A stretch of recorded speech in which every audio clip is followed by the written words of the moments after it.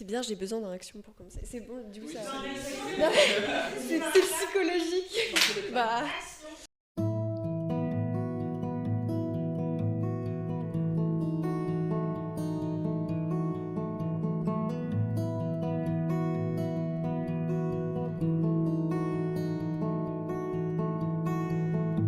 Alors bonjour, nous on est les Pipelettes du Concorde, on est un dispositif de jeunes qui réalisons des critiques, des podcasts, des interviews, etc. de films qu'on a vus en avant-première. Donc on a vu votre film il y a un peu plus d'une semaine en avant-première et on a beaucoup de questions à vous poser. Donc on vous remercie d'être là aujourd'hui et de répondre à ces questions. Vous l'avez vu en salle? On l'a vu ici, salle 1 du Concorde. Donc c'était trop bien. Du coup, je vais commencer. Pouvez-vous nous parler un peu de votre parcours et de ce qui vous a amené à faire du cinéma? Alors, moi, avant de faire ce film, j'ai vécu 15 ans. J'ai vécu 15 ans en Inde, où j'ai fait plein de choses. Et à un moment, j'étais producteur de reportages pour la télé. Et j'étais journaliste. Et au bout d'un moment, j'ai toujours voulu faire du cinéma. Voilà. J'avais fait un premier documentaire il y a très longtemps, en 2006, qui avait été sélectionné à Locarno, voilà, qui s'appelait Palestine et qui racontait l'histoire de Palestiniens, leur quotidien. Et donc, quand je suis revenu vivre à Marseille, chez moi, en 2019, j'avais voilà, ce désir de faire quelque chose, d'essayer de faire un film un peu plus artistique que les reportages qu'on pouvait faire pour la télé. Et surtout, de pouvoir avoir une relation plus longue avec les personnages que je filmais. Voilà, parce que quand on est en reportage, on change de sujet en permanence, et en fait, les gens qu'on filme, on les voit plus, on sait plus ce qu'ils deviennent, et c'est quelques jours, quoi. Voilà. Donc ça, c'était Donc notre question suivante, c'est comment vous est venue l'idée de ce film et quel rapport vous aviez avec le thème que vous avez choisi? Ok. Euh, Alors en fait, c'est déjà quand j'habitais en Inde, ce sujet des mineurs non accompagnés m'intéressait. J'avais déjà lu des choses autour de ça, et notamment j'avais lu des histoires de jeunes qui étaient afghans, pakistanais, et qui partaient vivre en France et qui arrivaient à Marseille. Et moi, j'habitais en Inde et je travaillais en Afghanistan, au Pakistan, et ça m'interrogeait parce que j'avais fait un voyage dans l'autre sens d'un côté. Et quand je suis revenu vivre à Marseille, je me suis penché sur cette question, et en 2019, fin 2019, j'ai contacté les associations qui s'occupaient de ces adolescents, et je suis rentré dans des foyers, dans des endroits de mise à l'abri, et j'ai rencontré plein de jeunes, et pendant 10 jours. Et j'ai vu ces enfants apprendre le français, apprendre un métier, se débrouiller tout seul, sans parents, et ça m'a tout de suite intéressé, bouleversé, et très rapidement je me suis dit mais en fait ça, on le raconte jamais. Et bon, après il y a eu le Covid, donc ça a un peu mis le projet en stand-by, et j'ai mis en place des ateliers d'écriture, de jeu, de danse, avec plein de jeunes, une centaine de jeunes qui ont participé. On faisait ça un peu une fois par mois le week-end, voilà. Et ça a permis, je savais pas trop pourquoi je le faisais, mais ça me permettait de rencontrer beaucoup et de mieux les connaître, mieux comprendre leur histoire, et surtout de ne pas avoir une relation de filmeur à filmer, mais juste de créer quelque chose, enfin de jouer, de s'amuser. C'était un moyen pour eux d'avoir une activité aussi, parce qu'ils n'avaient pas grand-chose à faire. Donc c'est comme ça que je me suis vraiment intéressé à eux, et après les repérages ont vraiment démarré en février 2021 de manière assez exhaustive, où je suis allé dans plein d'écoles, dans les hôpitaux, au tribunal. Et là, j'en ai rencontré encore énormément, et j'ai compris plein d'étapes. Et je me suis dit, bah oui, en fait, il faut raconter cette histoire. Il faut raconter l'histoire de ces jeunes, parce qu'en fait, quand on parle de migration, on parle toujours des problèmes. Alors c'est très important qu'on parle des gens qui meurent en mer, des gens qui n'ont pas de papier. Malheureusement, parfois, la télé parle surtout de la délinquance ou des choses qui sont négatives. Et en fait, j'avais l'impression qu'on ne parle jamais de ce qui est l'essence même de toute personne qui se déplace, hein, d'un migrant économique, d'un expatrié, de vous, si vous partez de Nantes pour aller à Berlin ou à Paris ou à Marseille. Toute personne qui se déplace, qui change d'endroit, qui quitte sa ville, En fait, elle espère que ça va aller mieux. Et elle espère elle a des rêves, des envies, et ces jeunes ont l'espoir d'écrire une nouvelle page de leur vie, et ça, on ne le raconte pas. Enfin, j'ai l'impression qu'on ne le racontait pas, donc c'est pour ça que je voulais faire le film. Ouais, du coup, vous avez peut-être déjà un peu répondu pourquoi, mais j'avais aussi Ouais. la question de pour qui était ce film. C'est une bonne question. Ou alors, Je sais, public vous visez non, je crois que je me suis jamais posé la question de savoir pour qui était le film, du tout. Mais s'il y avait un objectif, enfin, c'est dur de dire s'il y a un objectif quand on fait un film. Je crois, on fait le film et puis on verra bien après. Mais c'est peut-être ce que je disais un peu tout à l'heure en accentuant, mais j'y crois que si on fait du cinéma, c'est pour rendre visible ce qui est invisible et filmer que le spectateur ne peut pas voir.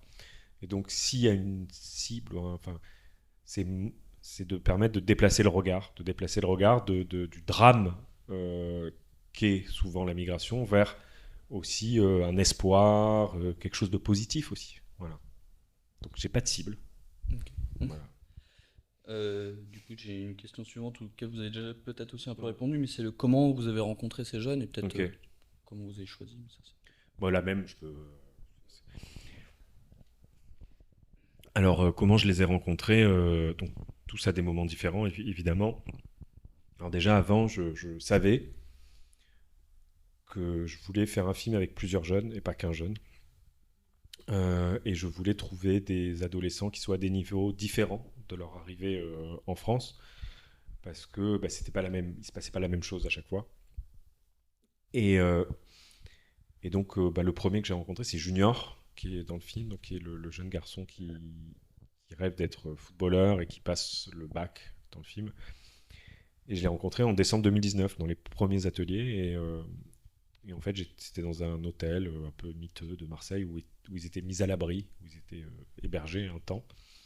Et il était hyper chic, quoi. Il était en chemise, en cravate, parce qu'il était au lycée hôtelier. Et dans l'hôtel, il s'est changé et il s'est mis en tenue de foot.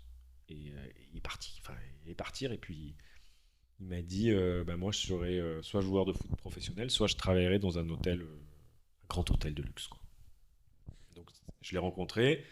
Et il avait 16 ans et je suis resté en contact avec lui. Et quand en septembre 2022 on a commencé à tourner, je lui ai demandé s'il était d'accord. Aminata, je l'ai rencontré en novembre 2021 lors d'un atelier d'écriture. Et c'était un atelier autour de comment les jeunes s'imaginaient. Et elle s'est tout de suite rebellée un peu vis-à-vis des envies des garçons qui s'imaginaient avec une femme au foyer, un métier, et leur femme à la maison qui s'occupait des enfants. Et elle n'était pas du tout d'accord avec ça, et elle voulait être libre et indépendante, quoi. Et pareil, après elle est allée dans un collège. Je suis allé dans le collège plusieurs fois, voir comment ça se passait. Et l'année où elle est rentrée en première année de CAP, je lui ai dit on va commencer le film, est-ce que ça t'intéresse que je te filme? Et elle était d'accord, quoi. Ralil, c'est différent. Donc, comme je disais, je voulais des jeunes un peu différents, qui étaient tous à des étapes particulières et dans une situation différente. Et je voulais trouver un jeune qui parlait pas français. Parce qu'en repérage, j'avais remarqué que très rapidement, ils arrivaient à apprendre le français. Et moi, ça m'étonnait. C'est assez intéressant. Et du coup, j'étais beaucoup dans les hôtels, dans les foyers, chercher des jeunes. Et un jour, j'ai vu Ralil, ça faisait un mois qu'il était là. Et j'ai vu son sourire, surtout. Il y a un grand sourire qui éclate la caméra, quoi. Et du coup, avec Google Translate, je lui ai demandé s'il voulait participer au film. Il ne comprenait pas trop ce que c'était, mais bon, ça a commencé. Et puis on a commencé à raconter ce qui lui arrivait. Et pour les deux garçons, les deux frères, Tidiane et Abdoulaye, c'était un peu différent, puisque dans le film, c'est le premier jour. Le premier soir, ils sont arrivés à Marseille. La première scène, elle est dans un commissariat. Et ça faisait 10 minutes que je les avais rencontrés. Et en fait, ils étaient arrivés la nuit dans Marseille le soir. Et c'est un jeune que je connaissais qui avait participé aux ateliers qui m'a appelé, qui m'a dit: Thomas, il y a deux jeunes qui ont l'air tout petits, tout perdus, qui viennent d'un village à 100 km du mien, qui n'est pas le même nom que moi. Qu'est-ce qu'il faut faire? Ils vont dormir dans la rue. Et on était en tournage ailleurs, on a débarqué. Et c'était hyper délicat parce qu'en fait, on se connaissait pas. On n'avait pas eu le temps de se connaître, ce qui était le cas avec les autres, quoi. Et du coup, je leur ai demandé s'ils étaient d'accord que je les filme, sachant qu'ils pouvaient arrêter n'importe quand. C'était important pour moi de leur dire ça. Et puis ça a commencé, quoi. Merci beaucoup.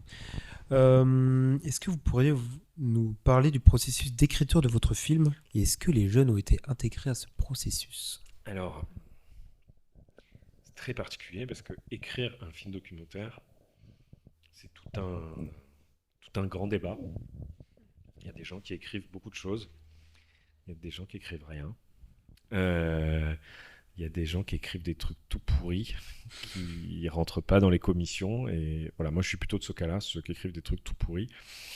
Non, en fait, les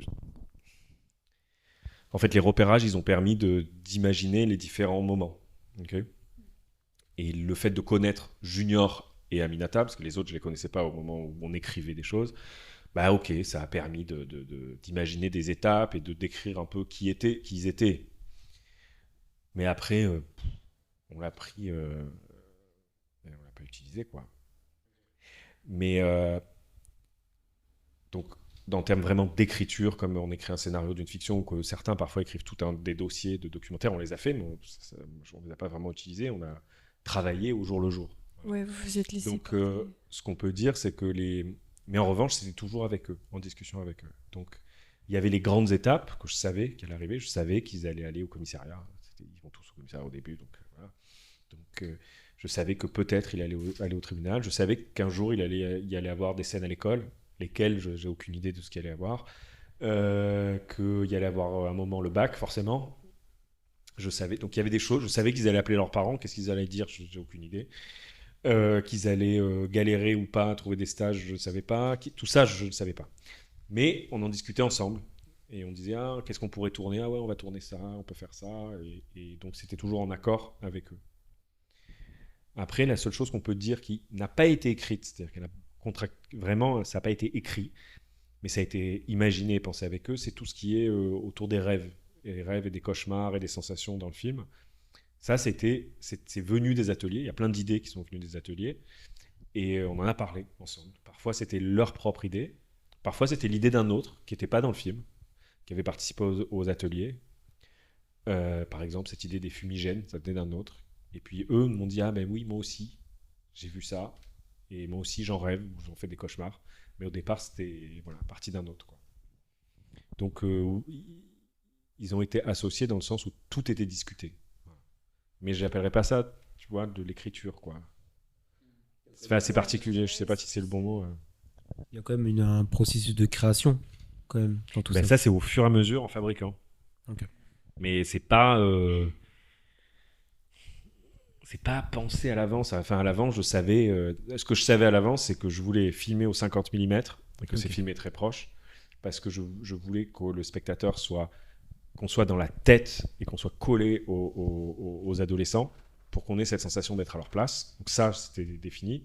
Je savais que je voulais tourner avec une belle caméra et en scope. Et là, il y a eu toute une histoire où on nous a prêté, quelqu'un en Inde, un ami en Inde, près de vie, m'a envoyé la caméra, il m'a prêté cette caméra qui est une RED, c'est une très belle caméra. Normalement, on n'utilise pas ça pour faire des documentaires.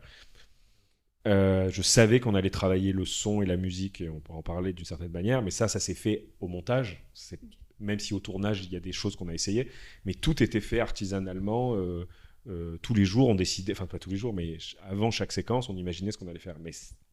Mais si vous lisez le dossier du film, il y a juste écrit qu'on allait suivre des jeunes et qu'on allait les filmer très proches et qu'on allait, bien capter ce qui allait se passer, quoi. C'est aussi le jeu du documentaire, finalement, c'est ça qui est bien. Mais il n'y a rien qui est écrit, il n'y a aucune scène qui est écrite. C'est tout. Après, peut-être que ça aurait été trop, justement, trop écrit et qu'on n'aurait plus ressenti autant tout ce qui se passe d'aussi réel. Donc, ok, merci. Donc, notre prochaine question, c'était quelles œuvres vous ont inspiré? Donc, pas forcément des œuvres cinématographiques, mais ça peut être des œuvres d'art, des œuvres littéraires ou n'importe, qui vous ont inspiré pour écrire, du coup. de ce que vous avez écrit. À votre avis, c'est quoi? Bah, dans la partie, t'as des idées? Dans la partie plutôt documentaire, peut-être que vous vous êtes inspiré de d'autres documentaires sur le même Oui, je sais, sujet. mais à ton avis, c'est quoi avant que je réponde? Bah, du coup, c'est... Ouais. Ouais. Non, mais est-ce qu'il y a des choses qui, je sais pas, parce qu'il y a des gens qui m'ont Ah, dit. vous voulez dire qu'est-ce que nous, on a pensé Oui, que- est-ce que, ok. qu'est-ce qui aurait pu. Je vais répondre à la question, hein, mais, Ok, pardon, j'avais pas compris, ça me ok. fait marrer de savoir si toi, tu as vu un truc où tu t'es dit, Ouais, vous ok. êtes dit, ah, mais ça vient c'est de une là ref à ou ça ça, vient ouais. d'ailleurs. Non, je sais pas si. Bah, ça m'a fait penser à d'autres films ou choses que j'ai lues, même des faits d'actualité, etc., que j'ai lus sur le sujet. Après, des œuvres précises, je sais pas, vous avez dit. Non. Alors, c'est assez difficile, mais il y a beaucoup de tableaux, en fait. Ouais, Voilà. on l'a Donc, senti. il y a beaucoup de peintures. Ça va de beaucoup de Nicolas de Staël, de Roscoe, voilà. Je voulais que ça soit des images de couleurs, en fait, le film, qui reflètent aussi le fait que ça soit des adolescents pleins d'énergie, pleins d'émotions, C'est pour ça que c'est toujours, alors que c'est en documentaire et qu'on est sur le vif, et ben en fait, essayer de voir qu'est-ce qui fait, dans la manière dont on va cadrer avec le chef-op, que cette couleur ressorte, quoi. Et donc, il y a beaucoup d'influences de peinture et c'est dur de dire quel film, parce qu'il y a tellement de films qu'on regarde, mais Peut-être des œuvres littéraires. non. Après, c'est... Non, c'était vraiment de la peinture, on va dire, et peut-être. Qu'est-ce que j'ai vu un film qui s'appelait Ghost Song. C'était un documentaire qui m'avait beaucoup plu. J'avais vu un documentaire d'un monsieur qui s'appelle Minervini. C'était assez beau. Et après, qu'est-ce que j'ai vu pendant le film qui m'a marqué? Mais là, c'est vraiment. J'avais jamais vu de film de Tarkovsky. Et j'ai vu Solaris. Je sais pas si c'est. Mais moi, ça m'a beaucoup. Enfin, j'ai trouvé ça fascinant. Et j'ai vu un film aussi que j'avais jamais vu qui était. Ça me revient. Oh, je sais plus. Mais non, mais il n'y a pas. En fait, je sais pas. Je crois pas qu'il y ait des œuvres où tu regardes un film, tu dis ah, je voudrais faire comme ça, tu vois. J'ai l'impression que c'est plutôt. Il y a plein de choses et puis ça fait d'une grande salade dans ta tête, quoi. Tu Ouais, vois. je comprends. Mais Et en même temps, c'est vrai que c'est pas comme quand on fait un film, un pur film de fiction. Là, on est beaucoup, quand on fait du documentaire, guidé par ce qui vient à nous. Et du coup, c'est beaucoup plus compliqué de prendre des inspirations et de les appliquer à notre film. Donc,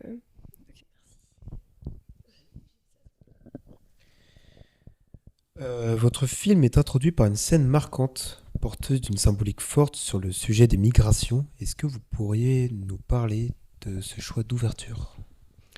alors, donc la première scène. Alors voilà, c'est typiquement, est-ce que c'est une scène qui est parlante sur la migration? Parce qu'en fait, c'est juste la caméra qui est sous l'eau. Et c'est vous qui imaginez que c'est une scène de migration. Mais en fait, la caméra, elle est juste sous l'eau. Mais c'est le but. C'est le but donc en fait, le début, c'est un long plan où on a juste filmé sous l'eau et il y a des rayons de soleil qui passent. Et puis il y a le son qui rentre, qui est entre le sound design et la musique, qui a été composé par ce morceau-là par Jeanne Suzine et Oleg Ossina, et ça a été fait avec un orchestre, en fait, tout ça. Et ça crée. L'idée, c'était de créer une sensation de mal-être au spectateur, avec des images de mer, en effet, et des images où on ne sait pas s'il y a quelqu'un qui crie ou il y a quelqu'un qui se noie. Mais en fait, c'est des gens qui nagent, mais c'est vous. Enfin, c'est nous au montage, mais vous qui imaginez que c'est une noyade. Et c'est le but. C'est le but de plus savoir ce qu'on regarde et de plonger le spectateur, de lui mettre un peu la tête sous l'eau. Vraiment. Et en fait, c'est une manière de créer une sensation. L'idée, c'était vraiment de mettre d'être pendant 1 minute 30 ou 45 que ça dure, que le spectateur soit mal à l'aise et qu'on comprenne que c'est peut-être une forme de sensation ou d'émotion, ou en tout cas de ce qui a pu arriver à ces jeunes avant par ce voyage. Mais ça, c'est le spectateur qui l'interprète. Ok, c'était justement mon interprétation que j'allais vous donner. C'est le but, mais Ouais, ok. c'est pas une image de migration, c'est une image de caméra sous l'eau. Ouais, ok. Bah c'est cool que ça laisse Ouais. du coup libre à interprétation. Bon, du coup, ce film est effectivement un documentaire. Cependant, on peut quand même voir qu'il y a beaucoup de choses justement prises à la fiction, notamment au niveau du montage de la couleur, de tout ce travail autour de toute la réalisation. Et c'est pour ça, nous, on doit savoir, est-ce que vous voyez une frontière entre la fiction et le réel, justement, dans ce film? Euh, En fait, ce qui est de la fiction ce qui est de l'artifice, on va dire, voilà. C'est la musique qu'on rajoute, puisque dans un documentaire, à partir du moment où on rajoute du son, de la musique, c'est pas vrai, puisque là, on est en train de parler, il n'y a pas de la musique qui joue naturellement, donc elle se rajoute forcément. Et il y a toutes ces scènes de rêve aussi, ou de cauchemars ou de sensations qu'on voulait filmer, et que moi je voulais filmer, mais que les jeunes aussi voulaient filmer. C'est-à-dire qu'on a parlé de cette envie de raconter les rêves et les cauchemars. Et en fait, on ne peut pas mettre une caméra dans la tête de quelqu'un pour filmer ses rêves. Donc on est forcément obligé d'un moment là, t'as un peu triché. Mais l'objectif, c'est que c'est pas de la fiction, c'est que c'est un outil pour créer de la sensation. Et que le but du cinéma, pour moi, c'était de créer des émotions pour le spectateur. Et je me suis dit, est-ce qu'on peut pas utiliser ça pour le faire, quoi. Et tu m'as posé la question de savoir est-ce qu'il y a une différence entre la fiction, le documentaire. Moi, je sais pas, c'est du cinéma, c'est des images qui défilent sur un écran. Et c'est un peu pareil.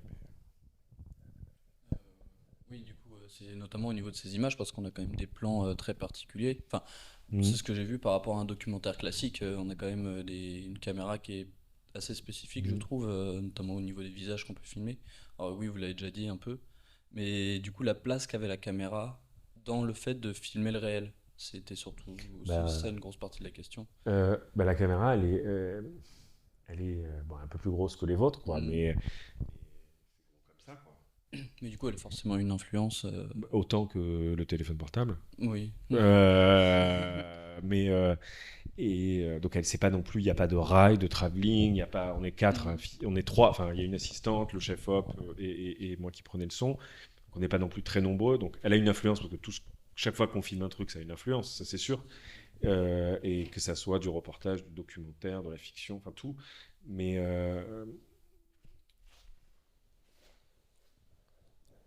et le fait de filmer, en effet, transforme toujours les choses. Mais j'ai perdu ta question. C'était en quoi le cadre, il était pas classique pour un documentaire. En fait, je sais pas si c'est pas classique ou je sais pas déjà s'il y a un classicisme. Ici, il faut qu'il y en ait un. Moi, ça m'intéresse pas trop. Je voulais qu'il soit beau à l'écran, ces gamins. Je voulais que ça soit des super-héros. Je voulais faire un film de super-héros. Tu vois, je voulais que ça soit qu'ils soient comme des héros à l'écran, que moi j'avais vu que c'était des héros dans la vie, donc j'avais envie de les filmer comme ça. Et mais il n'y a pas vraiment grand chose de particulier, c'est juste qu'on a fait hyper attention à tout, quoi. Enfin attention à ce que la lumière soit jolie ce jour-là, à fermer un petit peu le rideau, à éteindre une lampe, des toutes petites choses qui font que ouais, on peut avoir l'impression que c'est ouais. Voilà. Super. On a remarqué, vous en avez un peu parlé aussi, mais on va essayer de spécifier. On a remarqué que le son avait une place vraiment particulière dans votre film. Est-ce que vous pourriez nous en dire un peu plus? Et notamment, à quel stade de développement du film vous avez commencé à travailler sur la musique et de quelle manière avec l'équipe de composition? Alors, dès le début de l'idée de faire ce film, je savais que... En fait, on savait que, comme je le dis tout à l'heure, qu'on voulait créer des sensations, mettre le personnage, je répète toujours la même chose, mais mettre le personnage à la place des spectateurs, et pour que vous puissiez essayer de sentir dans quelle situation émotionnelle ils peuvent être. Okay. Comme c'est un documentaire, on peut pas écrire les scènes, on peut pas, on filme ce qu'on voit. Ok. Mais on voulait parfois, on pouvait du coup travailler avec le son et rajouter une couche en plus. Ouais. Ça, on savait depuis le début que je voulais faire ça. Et avec la compositrice Jeanne Suzine, on avait vraiment imaginé ça. Et donc on savait qu'on allait filmer des choses, des images, qu'on n'allait pas diriger, mais qu'après ces images-là, on pourrait les réutiliser en rajoutant le son. Okay. Quand Junior est dans le restaurant, il nettoie les vitres. Okay. Moi, je savais au moment où je tournais qu'à la fin, je travaillerais, vous avez vu dans le film, le son au moment où il nettoie les vitres.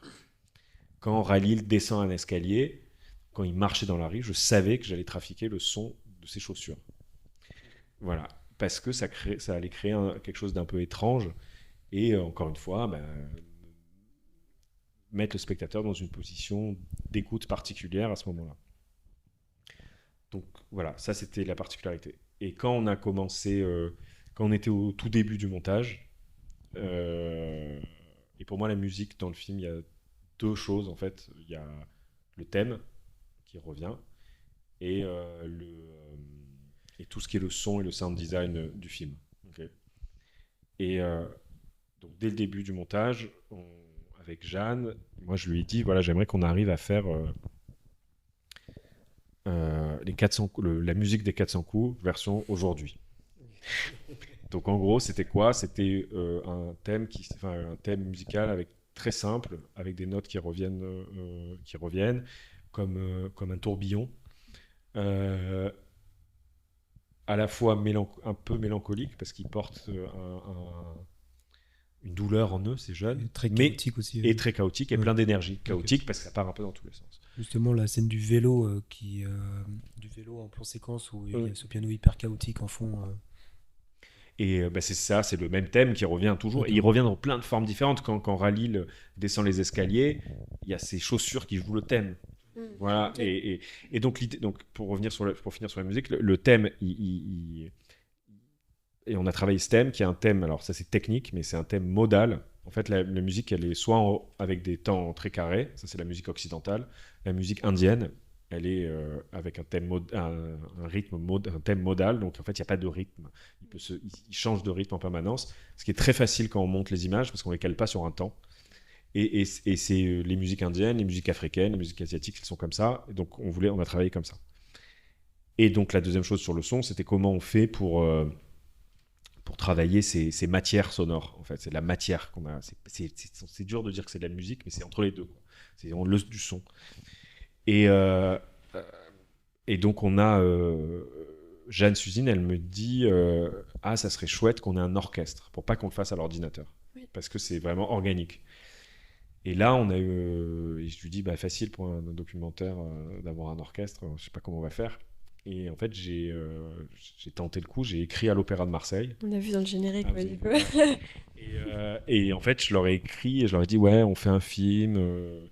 Tout a été tourné à Marseille, on a besoin d'un orchestre, on veut pas aller en Albanie, en Roumanie, ou je sais pas où, pour faire la musique.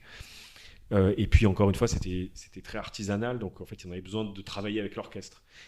Et en fait, ils nous ont répondu et ils nous ont dit qu'ils étaient d'accord pour faire la musique du film et que c'était la première fois de l'histoire de l'opéra qu'un réalisateur leur demandait de faire la musique d'un film. Donc ni Pagnol, ni Guédiguian, ni Jiménez n'avaient pensé, qui sont marseillais, n'avaient pensé de leur demander de faire la musique d'un film. Donc ils ont accepté. Et en même temps, ils ont accepté aussi parce que sur la place de l'Opéra à Marseille, il y a un hôtel qui accueille des mineurs non accompagnés, qui jouent au foot tous les jours sur la place de l'Opéra. Et tous les musiciens savaient qui étaient ces jeunes. Enfin, c'était pas ceux du film, mais ils connaissaient la situation et ils ont accepté. Donc on a, vers la fin du montage, au milieu du montage, on a su qu'on avait un orchestre. À ce moment-là, Jeanne, elle a choisi quel instrument elle voulait. Donc, c'était très particulier, la composition de l'orchestre. Il y a 43 musiciens. Et elle a écrit les partitions pour 43 musiciens. Et à partir de brouillons de scènes, donc on avait monté des scènes qui n'étaient pas figées. Et on a dit, OK, là, qu'est-ce qu'on veut qu'ils ressentent ? Qu'est-ce qu'on va utiliser comme instrument ? Les violons, de quelle manière ils vont utiliser les instruments aussi, parce qu'il y a des moments où c'est musical, ça joue une musique, Et à d'autres moments, encore une fois, c'est du bruit, enfin, c'est des sensations. Donc on a, quand Aminata met la tête sous l'eau, par exemple, quand elle voit la couverture de survie, il y a un bruit de tapotis. J'appelle ça. C'est pas de la pluie, c'est entre la pluie et quelque chose de nerveux qu'on peut avoir dans la tête. Et en fait, on a demandé à tous les instruments avant de l'orchestre de juste taper sur les instruments. Il y a des clés, vous savez, là, ben, ils ont juste tapé sur les clés, tous ensemble. Et c'est ça, le bruit qui fait la musique. Quand Junior rentre dans dans l'église, là, il y a des claquements, donc ces techniques s'appellent des Pitts Bartok, c'est qu'on prend les cordes et on les claque comme ça.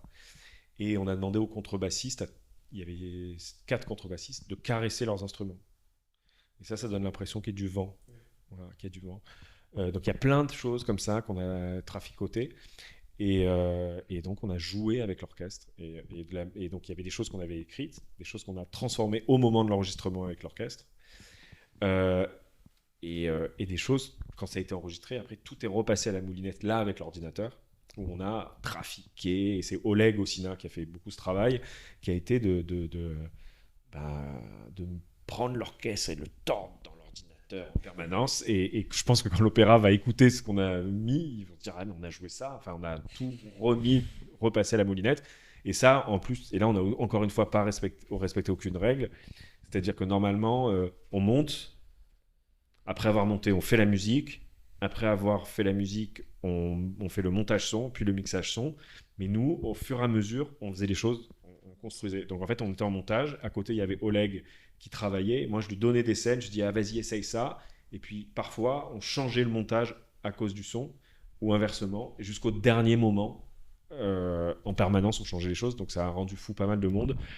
Mais moi, je voulais que ça soit comme ça, qu'on fasse. En fait, il fallait tester plein de choses, puisqu'on ne savait pas comment faire. Donc, c'était toujours ah là, est-ce qu'on casse le verre? Il y a un verre qui se casse à un moment. Je ne sais pas si vous. En fait, Aminata, elle casse un verre, par exemple, typiquement. Et ça, c'est arrivé comme ça. Okay, il n'y suit pour rien. Elle a cassé le verre dans cette scène. Et après avoir cassé le verre, elle balaye. Je ne sais pas si vous avez vu dans la scène. Et en fait. Et moi, j'ai un micro dans l'oreille, et une oreillette, pardon, et j'entends, elle balaye, j'entends ce bruit de verre qui est cassé. Et je fais, waouh, c'est trop beau. Enfin, c'est pas ça, je trouve que c'est hyper beau. Et dans la scène, ça dit quelque chose. Ça dit quelque chose. Et je dis à l'ingénieur du son, vas-y, enregistre le son bien. Et en fait, on l'a même refait plusieurs fois, ça, le son. Et c'est même moi qui ai balayé. L'ingé son était là, ah non, ça va pas, rebalaye encore. Bon. Mais après qu'elle est finie, quoi. Et quand on était en montage, je me suis dit, ah mais en fait, est-ce qu'on peut pas essayer de prendre les morceaux de verre et de faire jouer le thème aux morceaux de verre qui viennent de se casser? Et donc, on a pris le verre, on a créé une composition, on a créé des notes de musique avec le verre cassé de la scène, et c'est le thème qui se joue en verre cassé. Et qui, juste après, le plan d'après, c'est Junior qui passe le bac et qui marche dans le couloir du lycée, où il y a du carrelage. Et en fait, on a fait glisser les morceaux de verre sur la scène d'après.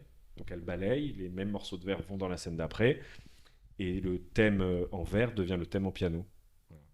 Et l'idée, c'était d'illustrer en fait, cette scène, qu'on ne va pas forcément raconter, mais qui est une scène hyper importante dans le film, où elle a une discussion avec sa mère. Et un moment où elle brise quelque chose pour elle. Ouais. Elle brise quelque chose, il y a quelque chose qui est cassé, mais aussi quelque chose qui lui donne une force. Et c'est ce que illustre ce verre, quoi. Voilà. Et après, encore une fois, c'est des choses qu'on a essayé de faire. Ça a l'air hyper travaillé, là, hyper compliqué, mais en fait, quand on regarde le film, on l'entend pas. Il y a plein de gens qui ne s'en rendent pas compte aussi. Mais c'est le but. Au moins, on s'en rend compte, au plus je suis content. Quand les gens disent c'était bien, mais j'ai pas compris pourquoi, mais enfin, voilà, c'est le but.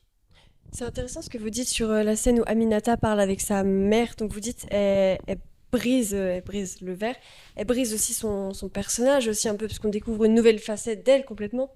Et du coup, la musique représente vraiment l'état d'esprit du personnage. Et donc c'était aussi tout ce que vous avez dit est intéressant. La musique, c'est un peu un acteur du film en fait. Enfin, pas un peu, c'est complètement un acteur du film. C'est un outil du film. C'est mais en fait, c'est pas. Je sais pas si c'est la musique qui est un acteur du film, c'est plus que l'intériorité, les mondes intérieurs des adolescents Donc leur angoisse, leurs rêves, leurs peurs, leurs désirs, leur imagination, et un autre personnage du film.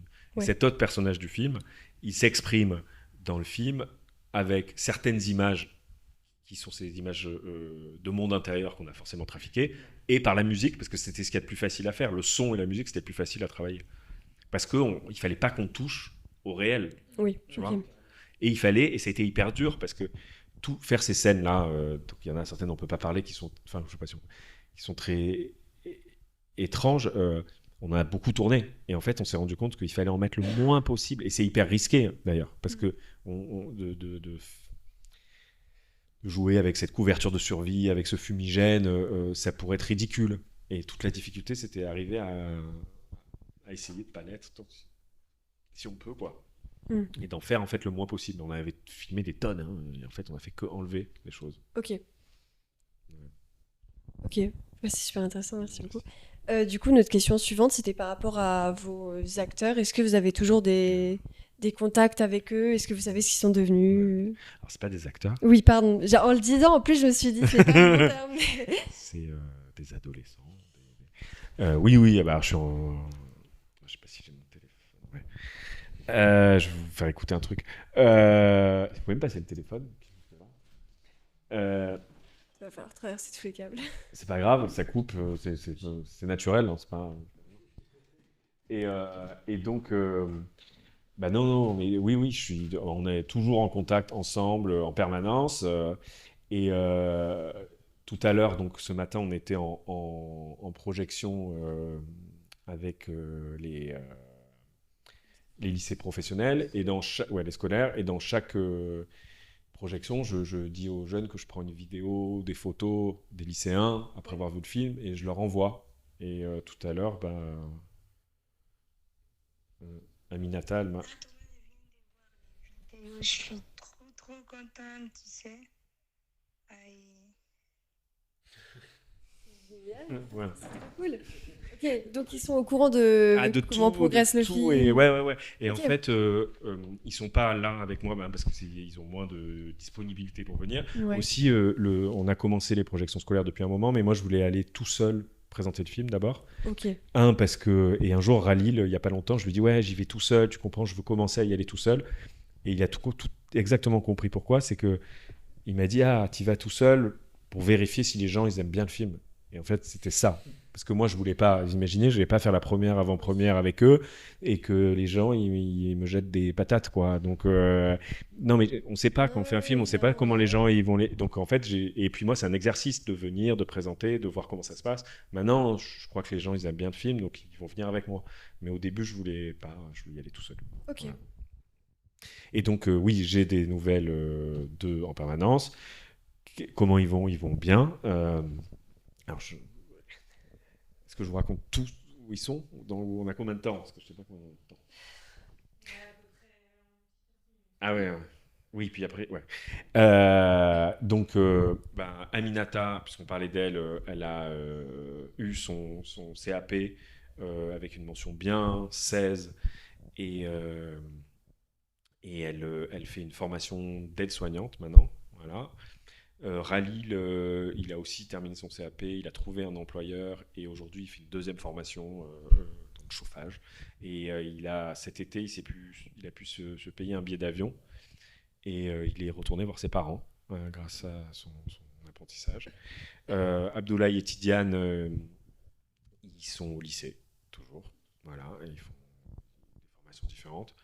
Et Junior, il est employé dans ce restaurant qu'on voit dans le film, toujours. Et surtout, il y a 10 jours, il s'est marié.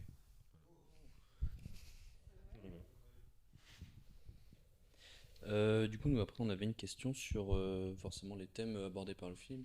Est-ce que vous avez des idées d'amélioration, de choses que vous voyez qu'on pourrait faire Pour que la changer le France film? pourrait faire, Ah. ouais, pas pour changer le Ah, film, ok. pour changer la situation. Non. La situation actuelle. C'est très difficile de me poser cette Oui, question c'est à vrai moi. peut-être un petit constat. Alors, moi, je fais un film, mais Plutôt, est-ce que vous non, mais je avez- vais répondre à la question. Mais non, ce que je pourrais dire, c'est que ce que montre le film, c'est que ces jeunes qui sont pris en charge parce qu'ils sont mineurs, qui vont du coup à l'école, qui sont en apprentissage, apprennent un métier et vivent. Ça devient des super citoyens. Enfin, ils ont une place, ils apprennent notre langue, et en fait, leur arrivée en France se passe bien, ok, parce qu'il y a un cadre. Et, et en fait, la difficulté, c'est que pour tous les autres, il n'y a rien.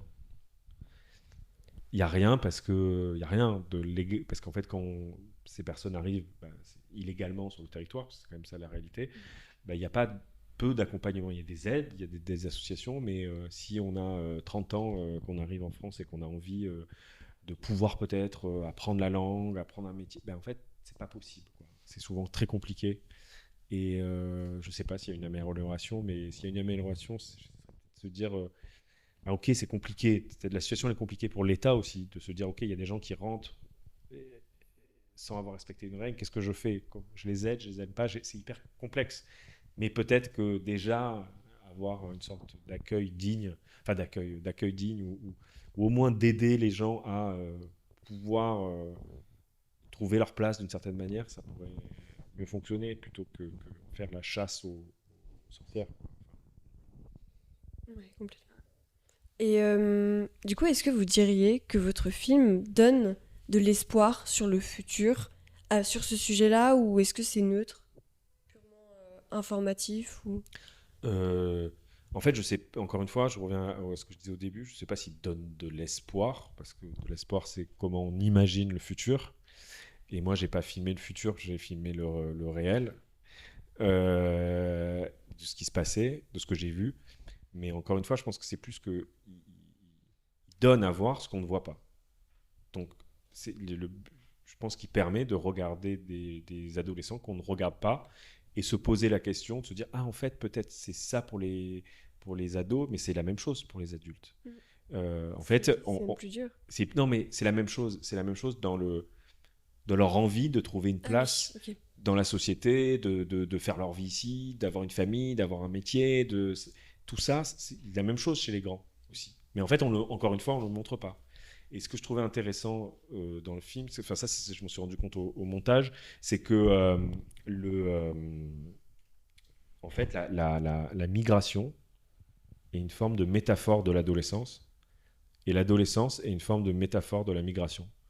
C'est-à-dire qu'on arrive dans un nouveau lieu, nouveau pays, dans un nouveau corps, qu'on ne maîtrise pas, hein, c'est en train de grandir, qu'on ne sait pas qui on veut être, mais on peut tout faire pour essayer de devenir quelqu'un. Voilà.